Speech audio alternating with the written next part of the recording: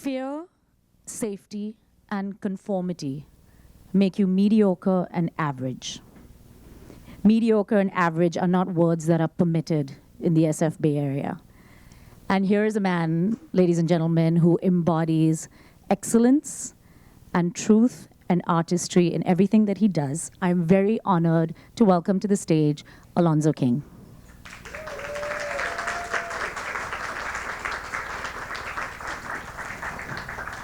Unless he's left the building.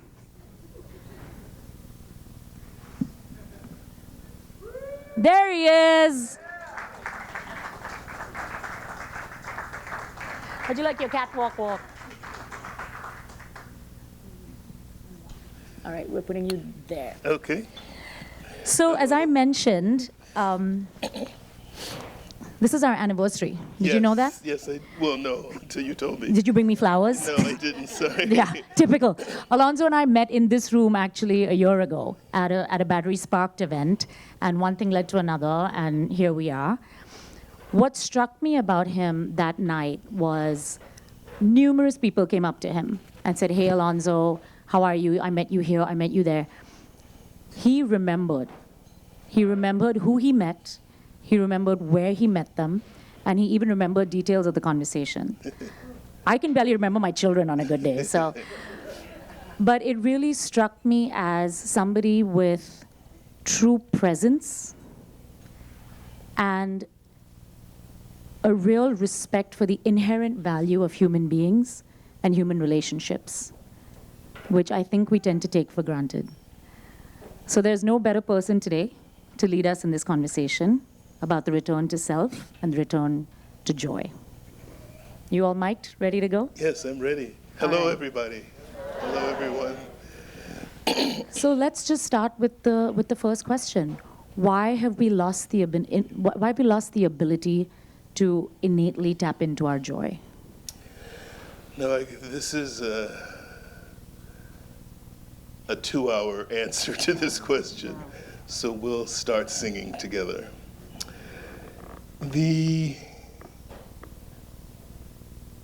When there's a baby that's born, fresh from the astral, when we look at that baby, we are in awe, especially if it's coming into our families. It is a sense of wonder, of awe, jaw-dropping awe, and just joy. When that baby turns 15, 16, we're not looking at that baby the same way. But it's still the same baby. When that baby turns 30, it's not looking at itself or feeling what it was feeling when it first arrived.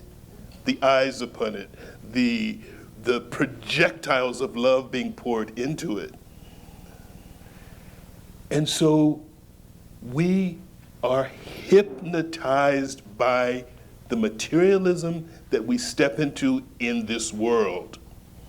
So beautiful, I'm really taking it away now, but I'm thinking of this quote. There's a quote that Yogananda says, "When you come into this world, everybody is smiling and you're crying. And when you leave this world, everyone should be crying and you're smiling." And so it's a life of joy. The newborn baby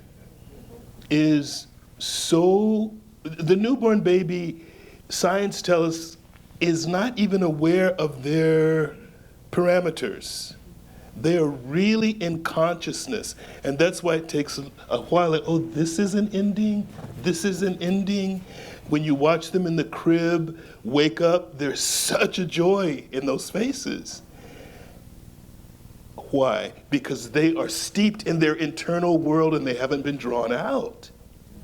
And that's why it is such a precarious transition to take a child who is connected to their intuition. So there's no doubt. They're not running around with doubts, the mosquitoes and flies of doubts and worry. No, they know what they know. They're connected with their intuition. And how do you take that same child who's in wonder and draw them into the world of law?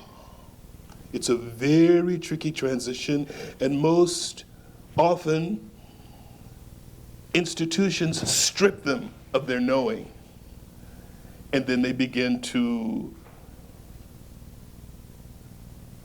please the world. They hold back the answer that is inherent in them and give the answer that maybe their hero or someone that they admire wants to hear.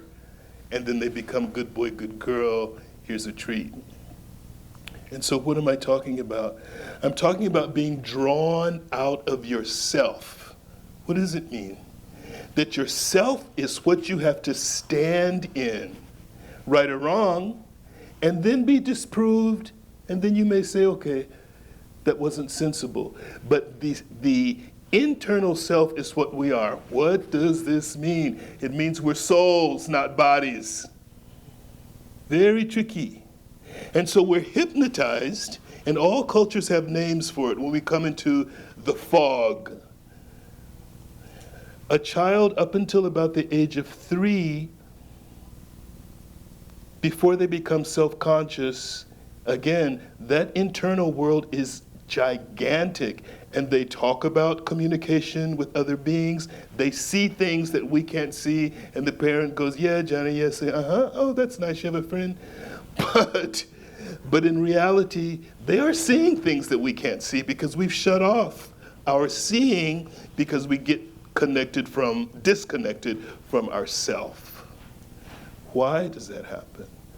Because after you've been here for a while and you jump into the world of the senses, you begin to believe that I am this body. This is what I am. It's so impossibly tricky to stay in a place where you're not attached or identified with your body, your mind, and the senses. How do you do that? Stillness. We have to be quiet. We have to be still and listen to the roar of our own original song that's inside everybody. We leave it. We leave it, and what are we chasing? We're chasing something that we think is going to make us happy, and it always disappoints. Always. There's a thrill of having worked for something, having developed skills to acquire something. That feels good, because you have to grab your powers and then become incisive and make decisions. And this is wonderful because it means that you've become singly focused because you have a goal. And because you have a goal, you're not spilling, you're holding on. You're holding on to a measure because you're saving your energy towards that goal. Once that goal is reached, inevitably human beings on planet Earth, we're happy a little bit. And then it's like, yeah. What about that Ferrari? Yeah, it's all right. What about it pales. It pales. Why? Again, we are souls. And so, if we are souls, how can matter satisfy us? It doesn't work. It doesn't work. And so it's the return to that memory, or it's the Lewis and Clark expedition that says, I'm going to find out if this is true or if this is bunk. But you shouldn't disregard it. You should go on the trek. Is this true? Am I a soul? Am I more than just this body that's going to corrupt and die and disappear? This is what we call the package. When we're finished with the package, what do? We crumple it up, we burn it, we put it in the ground, but the you is not dead. And so the saints, sages, wise people who have touched those places encourage us to go to those places. And we have to be adventurous and say, I want to know about it. I want to know about it with my own direct experience. What does it matter what someone tells me? I have to find my own direct experience. Then there's nothing to say. And when you have that experience, it is so deep and so intimate, you don't talk about it. You don't talk about it. And it spoils it when you bring it out into the world amongst doubt and naysayers. It's very personal. It's the most personal relationship. Now, there are some practical things that sustain us in terms of an equilibrium that stops us from dropping into sorrow. One of those is exercise, plain and simple, because the body, the physical machine has to be worked, or there's sediment and toxins and carbon, and that will bring you down. And then the mind has to be stimulated. The mind has to be exercised. These things feel good. And they take you into a place of concentration that is liberating. If you've ever seen someone who is so deeply in a book and you're calling their name and they really are not ignoring you, they don't hear you. Because they're so deeply in it. And then the third, soul ignorance has to be banished. That realm has to be, it has to be pondered, it has to be sought after.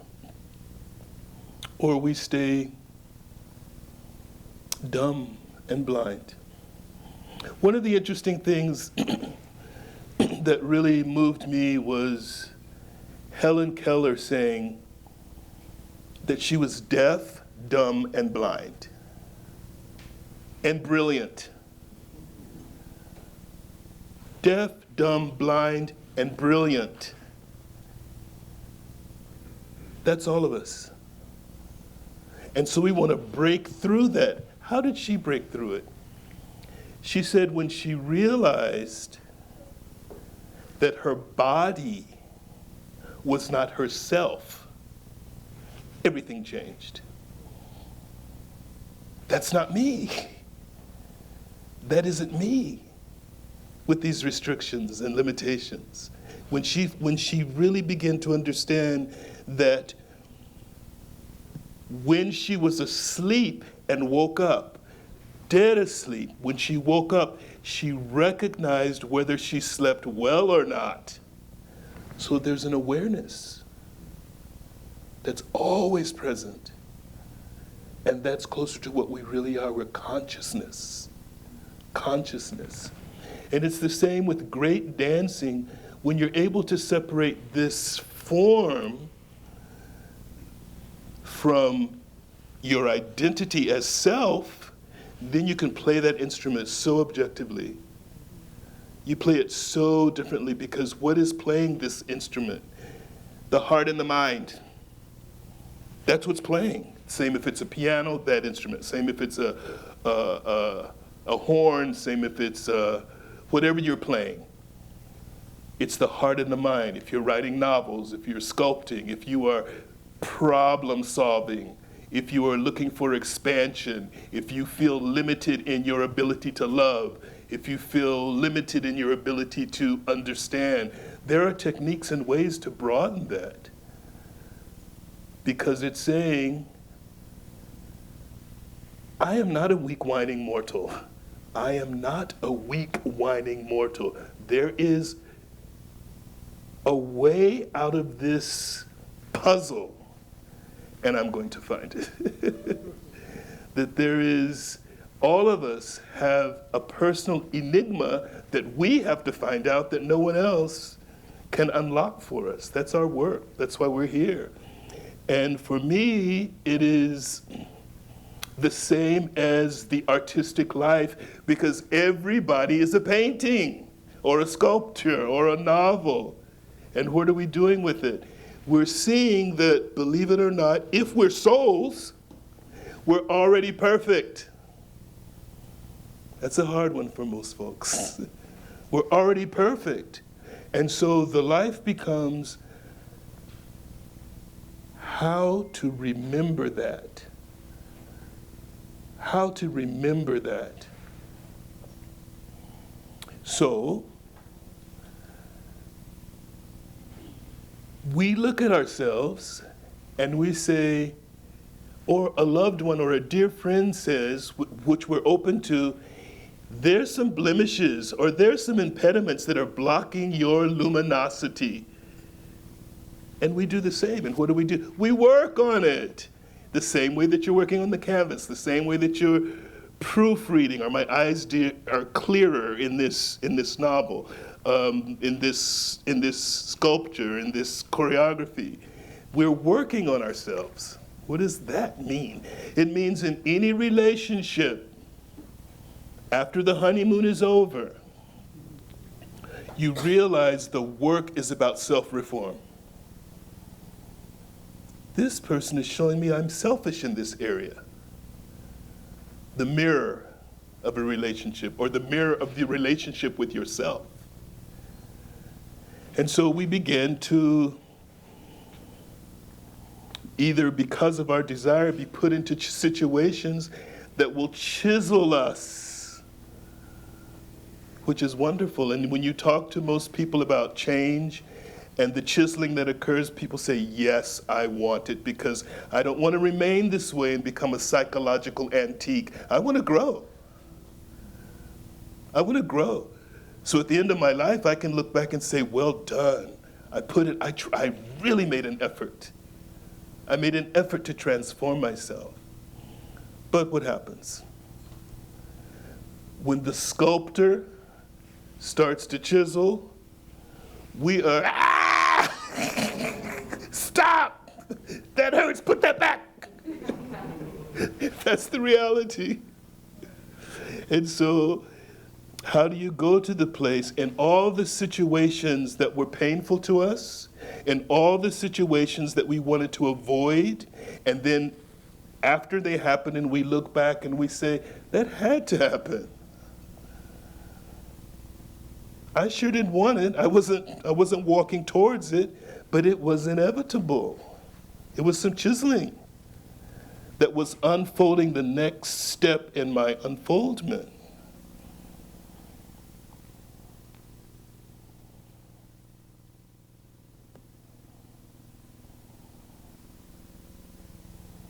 So, the idea of helping the world, the idea of having compassion for your fellow beings, animals, plants, mountains, lake, sea, sky, begins with the transformation of yourself. If there's someone and you notice qualities in that person that you abhor, you loathe, those qualities in people make you sick. You have to scan your own mental landscape and say, is there a trace of that in me? Let me eradicate it now, because I sure hate it. And it's hard to see ourselves. And so we have to introspect. Now, all this heavy talk is really talking about joy. We're getting there. And so that introspection, again, that laser, it's looking at the artwork. How to clean it, how to make it clear, remove what's in the way so that it is luminous. And the song that each person has to sing, which is their own unique song, is clear and loud.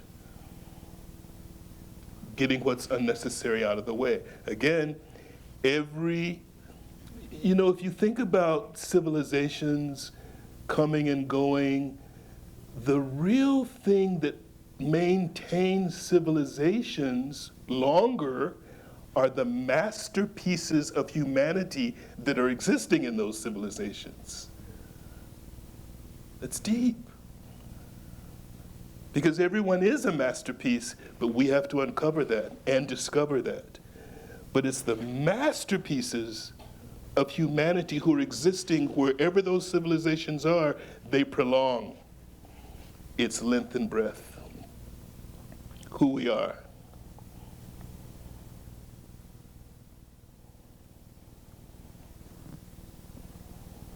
Alonzo, can I chime in with a question? Yes, please. I don't want to break your stream of thought. No. So the dilemma that I personally experience, and I think Yes. a lot of us do, is human beings fundamentally need validation.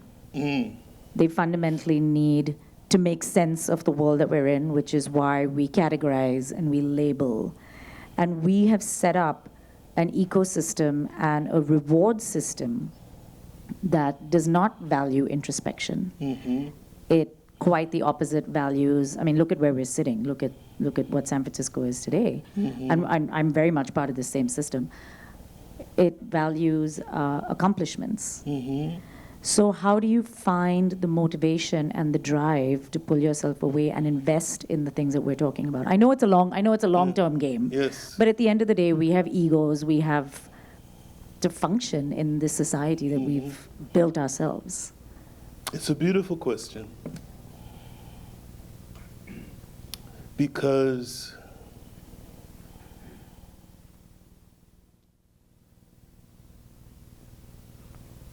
if we're looking for food that's not nurturing us, and that becomes our main supply, we're gonna become ill.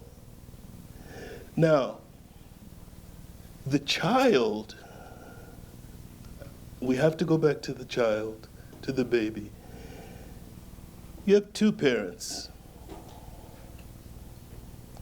The child only needs to feel unconditional love from one. And if it's not those two parents, teacher, friend, grandmother, neighbor, there has to be an energy that is pouring into the child that says, you are amazing, and no matter what you do, my child, I'm going to love you. I don't care what you do, naughty or good, I adore you. Best launching pad for the child. When the child feels that, because the things that you brought up are reassurances, the reassuring rewards that you're looking for from the world make you a beggar. There has to be a place where you are reassured by your internal world. Now, part of the training in both sides, whether it's contemplation or acquisition, with contemplation, what you want is already there. There's really no, because it exists already, we just have to improve our knowing. With the acquisition, there's an external something that you're going for. The wonderful thing about it is you develop muscles on the way towards that acquisition. But there has to be an affirmation that is not dependent on the fickle world. And it has to come from inside.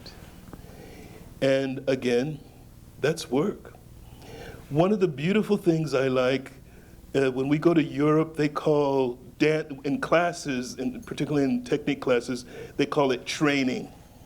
Training in room 5, training down the hall in room 6. Here we call it class. I like the idea of training because we're always getting trained. Often there's a myth in people's head that when I get that age, then I'll be able to relax, or I'll be realized, or it'll all be easy. No. Again, human beings, planet Earth, it doesn't get easy. Because there's test after test, and each opponent, meaning obstacle, is gonna be the next wrestler that you have to defeat. But back to the idea of training, when you say, I love something, I love dance, I love you, blah, blah, blah, blah, blah, whatever you say, I'm devoted to, there is a point where you don't feel a return. There is a point where there's a dryness. There is a point where there's disappointment. There's no sugar. I'm not tasting sugar anymore. What's going on? And that is an important point, and it's supposed to happen because it's training you to have a love that becomes an unconditional love. Where are my conditions? I've done this, I did that, I did this. Why am I empty-handed? That's not the way to do it. When I'm working with artists, when I'm working with the dancers, I tell them you have to be a dancing fool. It's not based on the banking model that most of us were educated in. I did this, where's my return? I put this much, divorce. I don't like you anymore. It's not working. Why? We have to go through those things. That's a part of it. Why is it a part of it? Because it builds your internal self. Can I go on doing this without thinking about what I'm getting? Can I go on giving for a long time without seeing a return or an expectation fulfilled? Those are taken away from you not by accident. It's for building.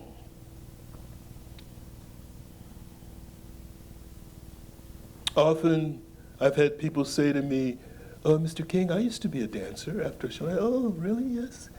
And yes, I danced and I loved it. I said, "Oh, you did? Yes." And they will say, "Yeah, but I quit." And I said, "Why'd you quit?" "Well, my teacher said my butt was too big, my feet were bad, I was too tall." And I think, you left your lover because of what someone else said? You flunked the first test. That's a part of it. And so what you go after will inevitably say, do you really love me? What about when this happens? What about in this situation? What about this? It's an adversary. It's a strengthener. It's a strengthener. Why? Because the most amazing, difficult gifts, no one can give to you. If I could buy them, I'd go get them. What are those gifts? Patience. Hard for us Americans. Patience. Loyalty. Compassion. Selflessness. Less self. The ability to get lost and drunk in an idea. The desire to help other people. Perseverance. Those don't just pop into your repertoire. They have to be developed from the testing ground of training in life on planet Earth. Training. And so, let's say it's a relationship that didn't work and it became negative. The person who, however it left, the person you were with should be able to say, he or she really loved me. When I look back on that, they really loved me. It was my shortcoming. And so we underestimate ourselves. Mentally, physically, emotionally. A giver has to be a giver. A little giver wants to become a bigger giver. A selfish lover wants to become an unselfish lover.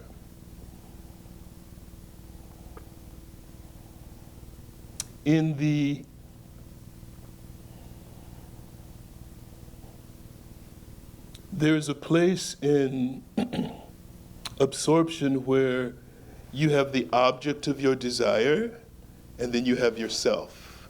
And there's the distance between the two. And to close that distance, there has to be such a burning devotion that the I becomes one.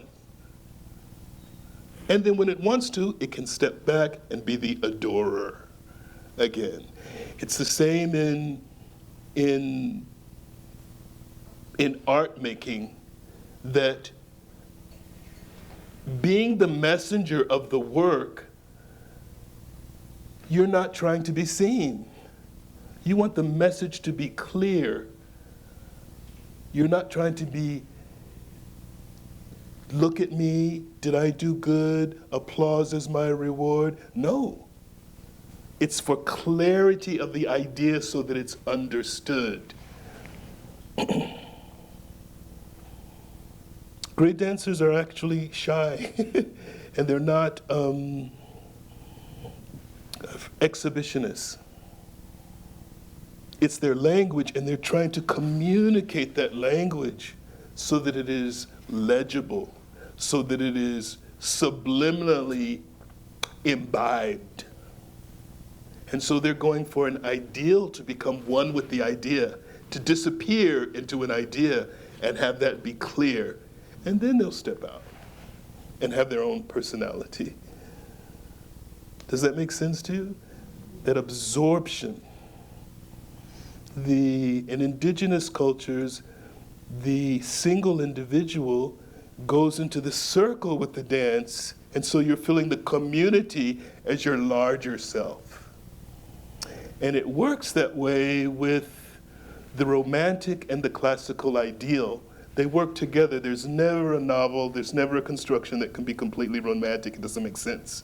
And there's never one that can be completely classical. It doesn't make sense. And so the romantic ideal is my feeling, the purity of my feeling is so profound in its uniqueness that it has universal appeal. And in the classical of the ideal, it's my feelings have nothing to do with this. It is the community, it is about balance, harmony, structure of the whole. And those two work hand in hand together. Together. How I feel, my care for the community, how it should be. How it should be. And it's a working principle. And it's part of what we have to do as human beings to balance ourselves. Most of us have some part that's dominant.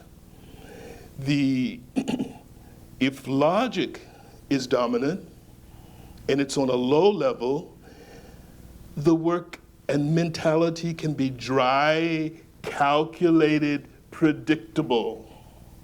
Dry, calculated, predictable. If it's feeling and it's on a low level, it's indulgent, chaotic, illegible. And so those two sides have to be elevated to a high level and then joined to go into the sushumna, that hollowness in the spine, of intuition. Intuition. And interestingly, it is left brain, right brain. It is woman, man. Regardless, I'm not talking about sexes, I'm talking about mentalities. And that has to be brought into harmony. Again, training. Alonzo, can we get a little bit more? I think for any of us, hopefully most people here in the room have seen one performance or maybe several performances. And I think we can all agree that there is a quality. And listening to Alonzo speak, we're all understanding where that quality comes from. These dancers are very young. Can you give us some insight into your process working with them from the first time they step into the company to, the ones that have been there for now close to a decade, how you help them? I mean, I'm X years old and people here are X years old and we're all still struggling with it. How do you bring that insight into these people so that when they do come on stage, they embody both of that romance and the classical perspective that you were just speaking about? They are not young at all. Their bodies are young. And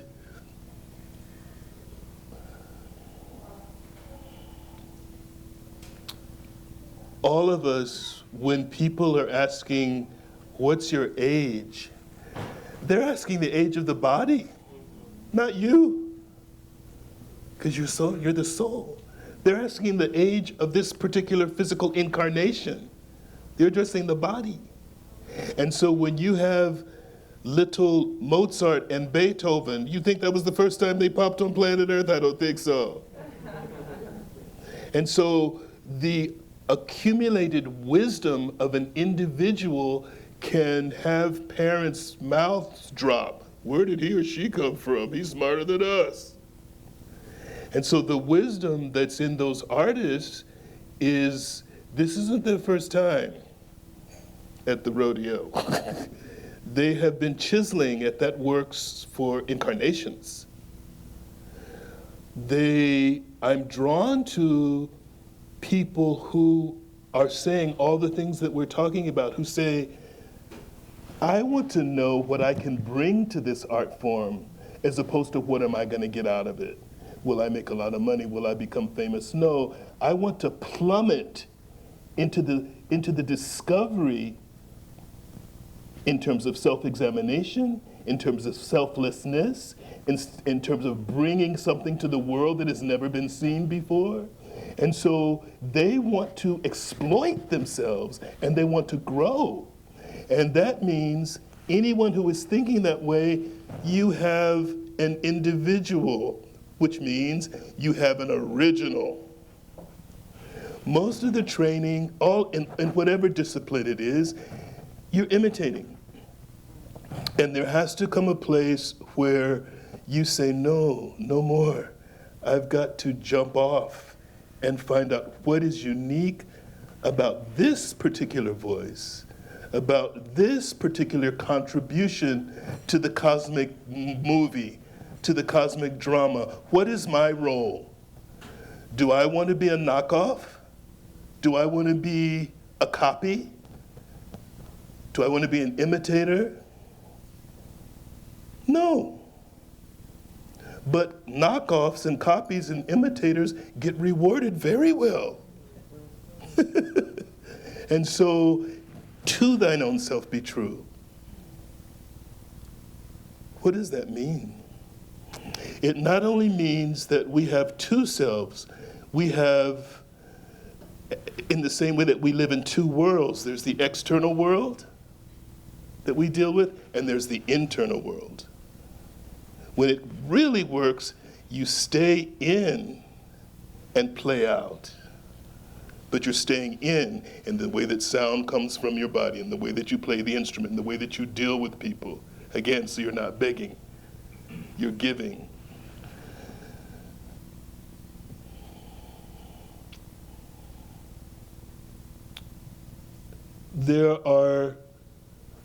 When I'm looking at this room of people, and I look at each of you, what's interesting about you is you. What's interesting about you is you, not someone else. What's interesting about you is you. And so if you're going to try to be a knockoff and someone says, oh, you're just like, that's not a good thing. And you can see when someone comes to training who has been told things about themselves that diminish them. This is again why the child is so precious. And when the child is young, the mind is like wax. And if you say something negative to the child, it's like a branding that may take them 40 years of therapy to get rid of. And so again, children are so precious in what we say to them. Can I tell you just a quick little story? There were two sisters who I knew, and they were wonderful women. They still are.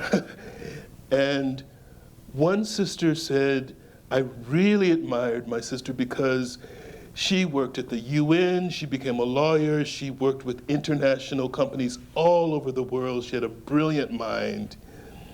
And I kind of wish that I had had the gifts that she had. And her sister, she was telling this to her sister, what you've done with your life is just amazing. You set on a goal and you've worked all over the world.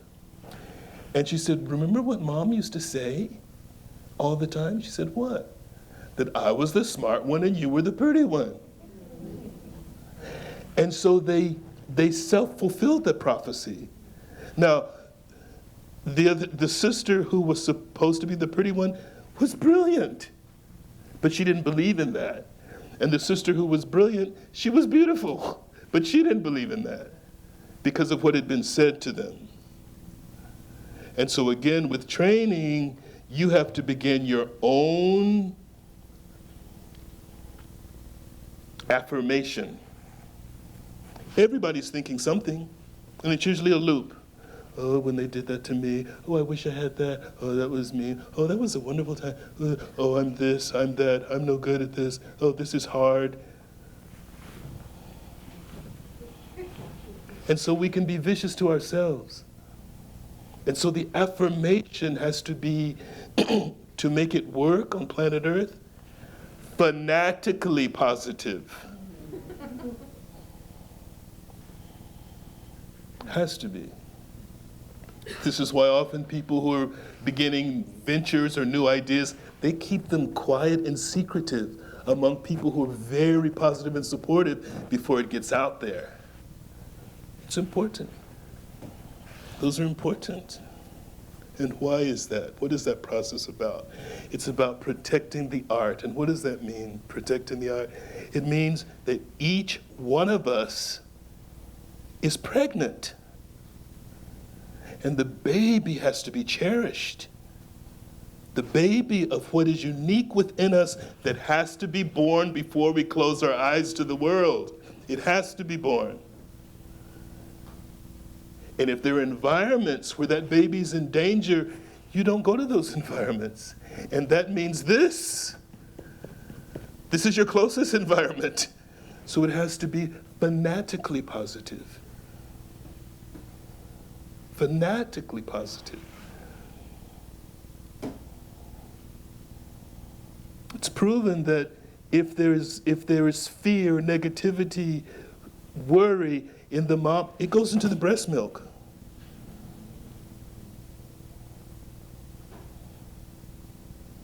And the breast milk can be the veins and tributaries of our home, city, country, world.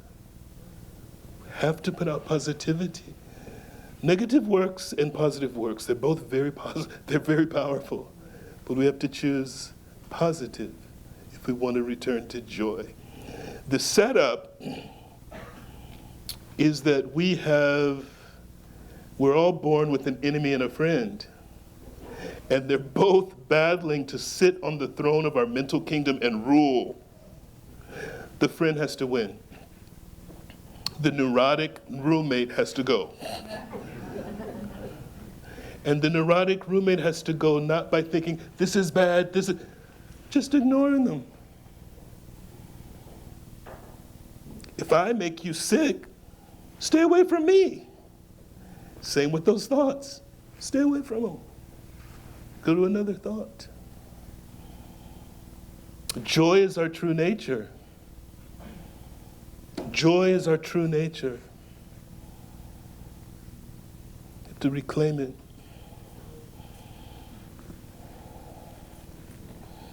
I had a question.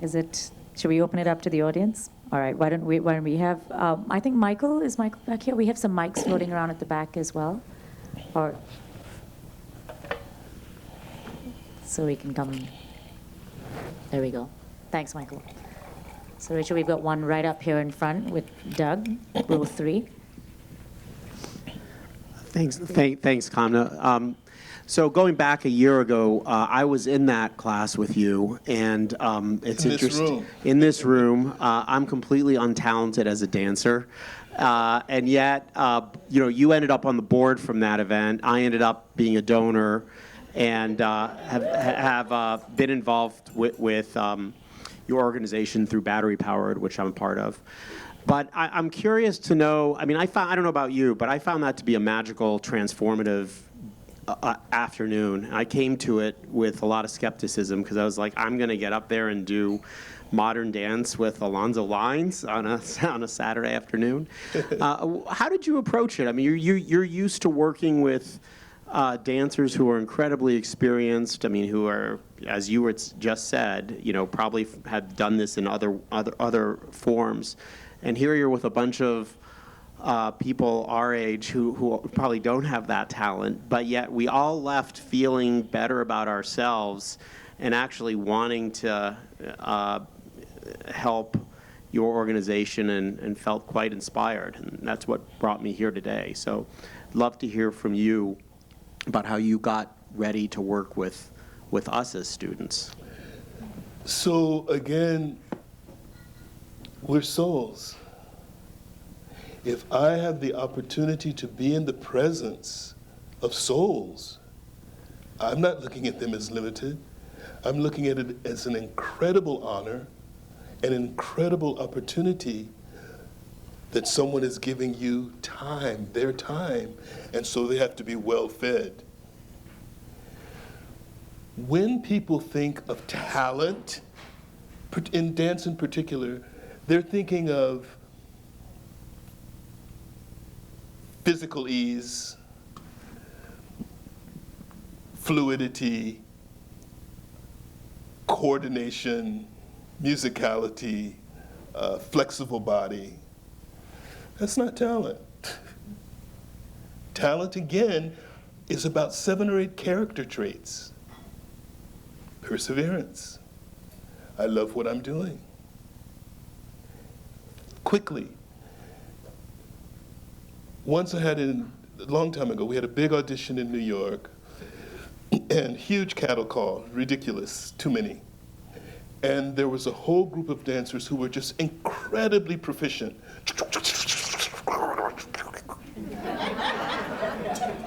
And yes, and so uninteresting. And there was a woman who was just kind of, and I kept looking at her, and she was, and then I said, "Are you really here to audition?" She, I said, "Well, let me see you improvise." Amazing. Amazing. And she was auditioning me. And so this told me, this is an original. Look at her point of view. She was thinking, the author isn't more important than me. I'm the interpreter, and the author needs a brilliant interpreter.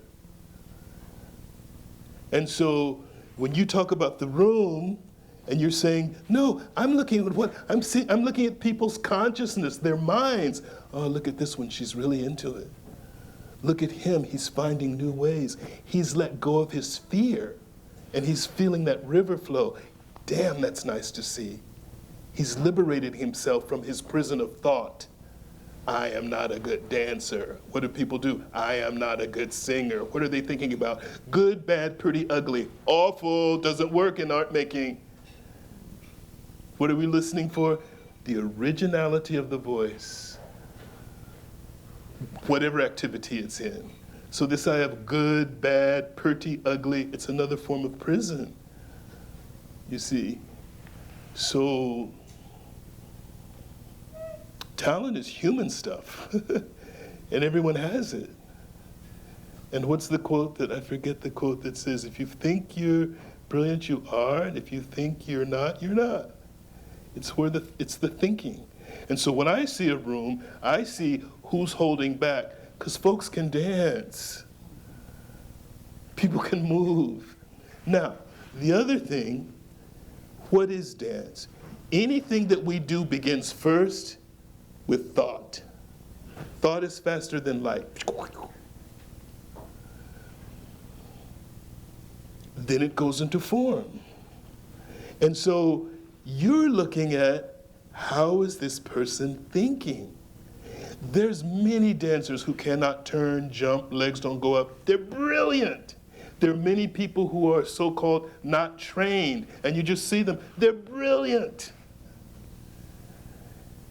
Now, there may be companies where they're saying, this is the kind of academic training that I'm looking for. What are those? Those are languages. Here's a language, there's a language, here's a language, here's a form, here's a different form. But can you dance? Yes, because it's essence. Can you do this form? Maybe not. It's different. People can sing, but why do they stop themselves? Singing, what is singing? It's soul expression. So you're listening for, is there truth in that voice? Where is it based? Not does it sound like so-and-so. You hear singers today, they all sound the same. It's horrible. I mean, it's horrible. It's a paint by numbers game. It's a paint by numbers system based on, again, the materialism of the look. I wonder if Sarah Vaughan would have a career these days. I'm very serious. I wonder if Nijinsky could get a job, those big old fat thighs. Do you get me? The concern is, it's external, it's materialized. But the essence, that's the real thing. And so it doesn't matter who comes in the room. If they have the ability to let go, there's brilliance. Now that's interesting, why? Because if you let go, the thing works. It works. I don't tell my body, okay, digestive system, work. Come on now. Lungs, inhale, exhale. The machine works. What interrupts the machine? Trauma, toxicity. Remove that, the body begins to heal itself. The machine works. And so in the same way, if you've been working in art for a long time, the idea of authorship is a joke because the construction is there, it's existing. It's existing where? It's existing in what is technically called, help me brain, the causal world, the causal realm. That's the realm of ideas where the great novels, the great ballets, the great everything exist. That is the vault of invention, the vault of creativity, and it's internal. It's a place that you tap into. There's a wonderful book called Conversations with Great Composers, and they talk about the stillness, where information, you tap into this information. You come out of the stillness and you try to recreate all that you heard. When you can't remember anymore, then you go into intelligence, which is lower than intuition. You go into trends at the time, musical devices, constructions. And that's why you'll hear in a work, and then, oh my God, what is that? Where did that come from? What's that sublime? And then some people have one work that was like that, and some people have a whole oeuvre. So we all have it. Humans are incredible. We can do the lowest and the highest. Humans are incredible. And so when you're in front of humans, and that's why it's so important, if you think souls, I'm not thinking race, sex, age, any of that. You're just seeing this being where this form will one day just kind of melt, corrupt. But there's an essence that's beaming behind that person, and that's how it helps to look at folks. How many people messed up because a pretty face hypnotized them? They didn't know who was behind their face till 3 months later. It's true. Do we have another question? Were you always this wise, Alonzo? Were you always this wise, or was there also a period where, like all of us, you were prone to some of the? I think I still am prone. I think it's all. I think it's the planet Earth. But I will share something with you about how I was trained. One time, I had gotten some award at school, and I brought it home to my mom, and I said, Mom, look, I got this award. And she looked at me and she said, does that make you happy? Not the response I was expecting. And I thought, and she said, do you think I love you more now? And I thought, and she was training me. What does that really mean? You know, you're giving value to that why. It was deep. For another child, that might have been horrible for them. For me, it was like, yes, I like this.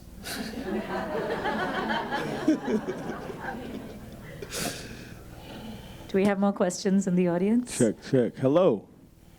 Hi. Hi. Hey, thank you. My name is Godfrey. I'm from Hunters Point. I'm one of those unicorns that's from here, actually. And I am definitely not used to rooms like this. I actually didn't know I was going to see you speak tonight. I came here to have a meeting, and then I saw this beautiful black man in yellow smiling as he walked up to the stage. And I really appreciate that, you know.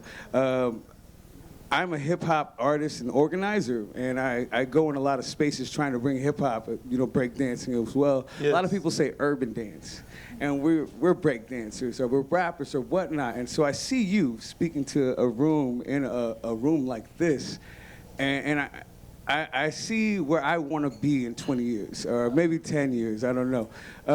Probably 2 years. It'd be good if it was 2 years. But these spaces are really difficult to navigate, you know what I'm saying? And I don't know how to formulate this question, but I see, you know, I see you doing ballet, and I don't see many people like us in those spaces, you know what I'm saying? So I'm wondering, as the executive director of a hip-hop education 501c3, like, how do I get my culture to be respected in a place like this easily? Or I could masochistically just throw myself in it because I love this culture that much and I don't mind putting myself out there. But how? How does one get from here to there? First, I would say when you talk about being me or something like me in 2 years, don't aim so low. Because, again, it's you. Now, if you are the creative director, I would say directly to you, do not go into the marketplace. The lines for so many years, we stayed in caves because we wanted to develop and steep in creating a language. And so you don't want to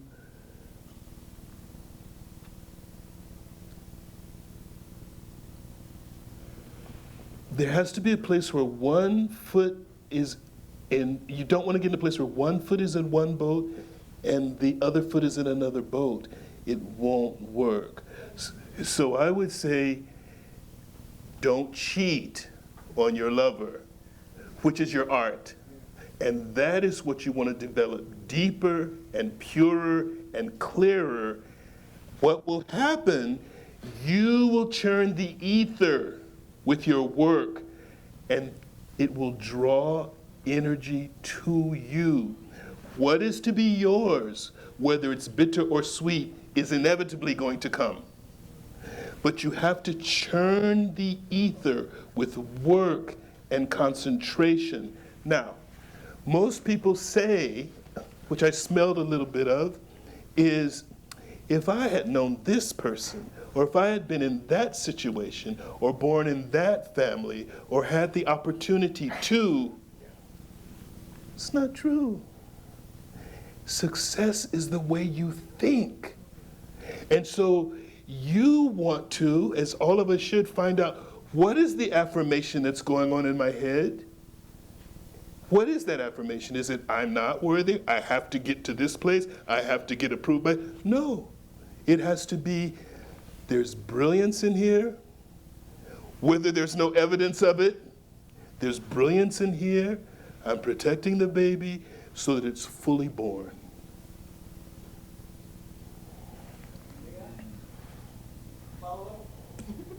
What if I'm past that point and I know that there is I'm gonna do me. You see my shirt. I don't change when I'm in this space or when I'm in Hunters Point. I am me, and that self-actualization is what I've strived for as a black man trying to shed my toxicity that I've learned my whole life. I'm striving for that self you're talking about, that shedding of the outer skin. But in spaces like this, of course, if you want to get your activism, for example, to the forefront to help out your kids in Hunters Point, then sometimes you have to move in circles like this to get the resources to bring back to your community.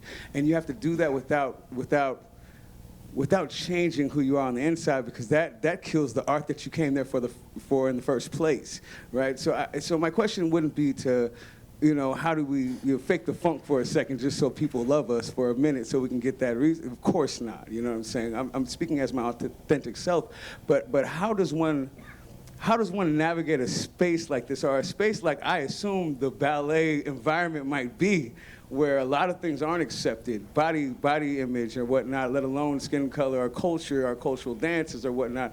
But how can you be your authentic self and still take care of yourself and not get battered down by the people and the microaggressions and the people that have resources that might not understand the value that you come with, that is the core of your belief in yourself?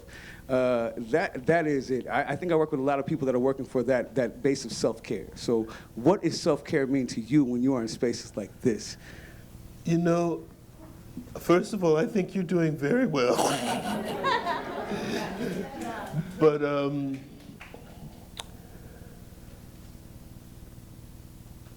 again,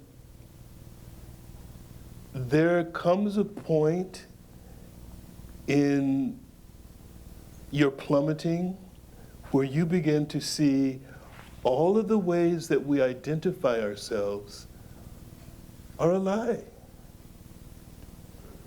If I say, I am this age, I am this sex, I am this race, I am this religion, if I begin to really pull the onion, is that what I am?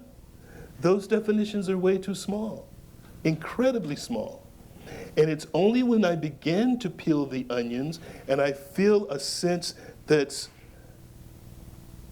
beyond measure, that those definitions can't even hold what a soul is. When I've had that experience, how can I look at anyone as other? How can I, if the compassion becomes so large, how do I not see, oh, this person is hurting? This is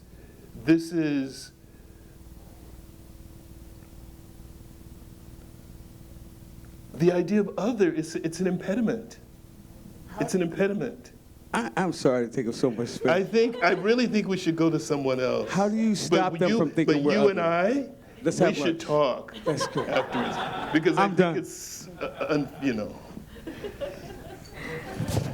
We have another question? We have Carolyn, and then we have one back there. Because we should. I don't really have a question, but I would say to that gentleman, I would love for him, I would invite you as my guest to come to one of the performances so that you can see lines in action and what Alonzo does, because everything that you're talking about is what the dancers embody.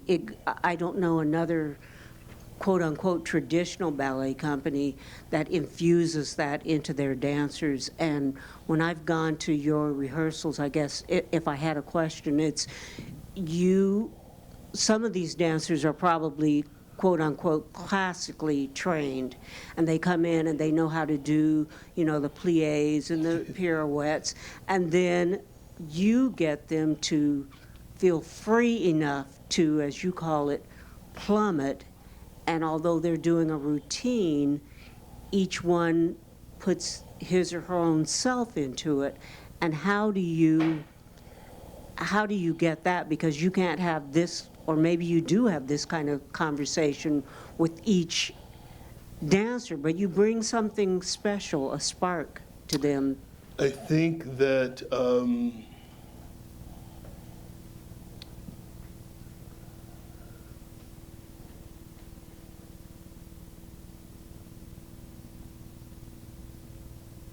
I just lost my thought. But I think that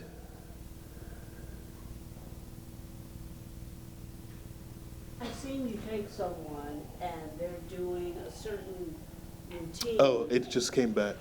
So what happens is we have to always go back to origin. There is a falsehood that says that what is better known as Western classical dance began with Catherine de' Medici. It's a lie. And so fettered minds cut off the legacy of dance.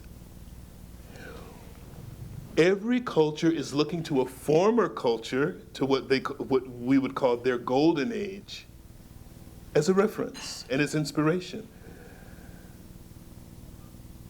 The Romans were looking at the Greeks, and that's where we begin what we call our Western history. But we have omitted, who were the Greeks looking at? And they were looking at the Africans, they were looking at Indians, the number 0 via the Persians from India. All of that information, the 500 to 700 year occupancy by Islam, the Moors in Spain, this is more connected through to what we now call Western classical dance. So it is a lie that has been told to people. And then on a broader sense, how can there be ownership of ideas? Even though pharmaceuticals and but how can there be ownership of ideas if the psychophysiological truths that are inherent in yoga had not been discovered in India? Of course, it was inevitable with those rishis, but it would have been discovered somewhere else. So truth, no matter how obscured or hidden from during any period of time, reveals itself again. The only antidote to ignorance is knowledge. And so you bring in information. Again, the prison is if you identify yourself in a very small way, if your affirmations are negative. And so it has to keep going back to origin. People think, oh, someone thought pirouette and they invented it. It's nonsense. It's the same information that informed Copernicus that's informed what we call classical Western dance. Whirlpools and eddies, those are the first turns. The earth on its axis going around the sun. Da-da, da-da, da-da, da-da, da-da, da-da. Fuertes, it's all in nature. And so when someone says, no, these came from nature. And so when you look at the form of what we call Western classical dance, and you examine it and look for its origin, it's nature. And in the same way, when you look at the form of someone, no matter how they look, and you go, soul. I'm not confused by age, race, sex, skin color, blah, blah, blah, blah, blah, blah, blah. Soul. You go back to the origin. We all have on masks. We all have on costumes that will someday crumble, but that's what they are, masks and costumes. So we have to keep going back to origin. It's self-work.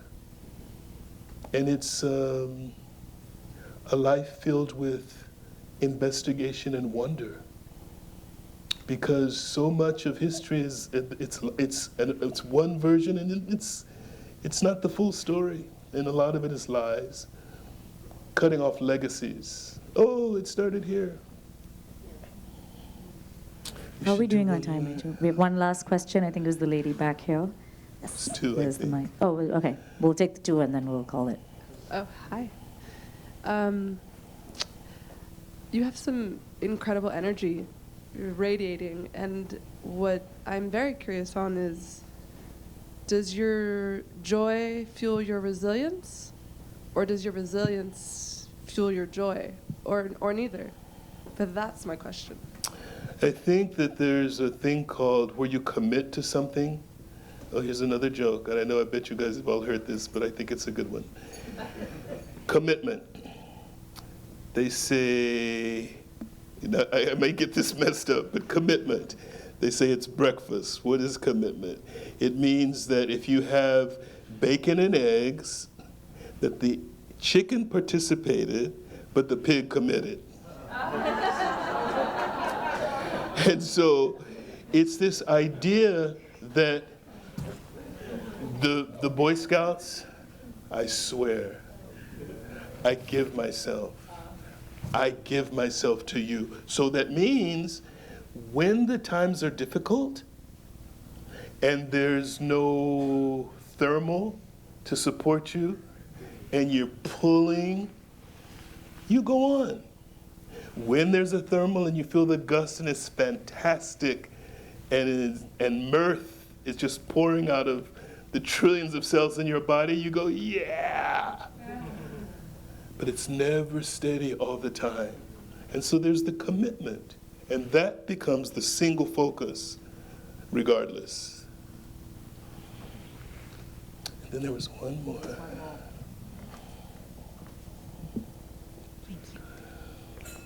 Yes, my question, can you hear me? Has to do with, it seems to me like we're all souls and we're artists, and I just want to interrupt you there. Everyone is an artist. everyone is an artist. And that Yeah, will, that's the message that I'm will getting. come back. Yeah. There's a separation. The effete, ivory tower, elite, it's absolute nonsense. Absolute nonsense. But go ahead. Right, and so the message I'm hearing is we're all artists, and the soul-enhancing activities basically is the art form, which is, you know, whatever people here like to do, whether it's painting or piano or writing or meditating, whatever art form it is that they pursue. And your energy is very encouraging for that spark to be ignited. The world is, sometimes, you know, you wake up and you got to feed your body, you got to do things, bodily things that are not soul things. But how do you kind of, everyone here in the room as artists who need to spark more on a regular basis, what kind of encouragement, words of encouragement for all artists here to pursue that soul-enhancing activity? Back to the beginning, stillness. You have to find time to be still so that your mind becomes quiet and you get a taste of the interior world. Before you do anything, wake up, be quiet, listen. Listening is very profound because it means you stop thinking about yourself if you're really going to listen. If a composer gives me music, gives me a score, created one, if I'm thinking about what I'm going to do to it as a choreographer, I'm not listening. And so there's this surrender before you begin to engage your will and activity into the day. Let go. Tune in first thing in the morning and also before you go to sleep at night. Introspect. Become quiet. How did I do today? Was I kind? Could I be more kind tomorrow? What were my conflicts? Review the day. How can I be broader? What were my triggers? So that you're going back in because you're coming in to go out, right? And if you stay out, you're crippled. So it has to stay, in dance we call it on your legs. That means in the axis mundi, with the magic wand of your body, which is the spine. You've heard people say he or she's spineless. The spine. You want to listen to that spine. Be still. You have to taste that before you go out into the world. And when you go out into the world, that stillness, take it with you. That's it. Thank you. You're welcome. All right, ladies and gentlemen, I think we all have our work cut out for us. Thank you, Kaamna. Indeed, tonight and going forward. I'm sure you can see, if you haven't seen performances yet, you now have a taste of what goes in to those dancers and those performances. We do have February 7th and 8th, sold out actually, never mind, so scratch that. But I said we do have some opportunity to come to dress rehearsals and then the spring season in April. Alonzo, thank you Thank you, so Kaamna. much Thank for you your so much, time, Kaamna. for your wisdom. And thank you to the Battery. And we will see you here.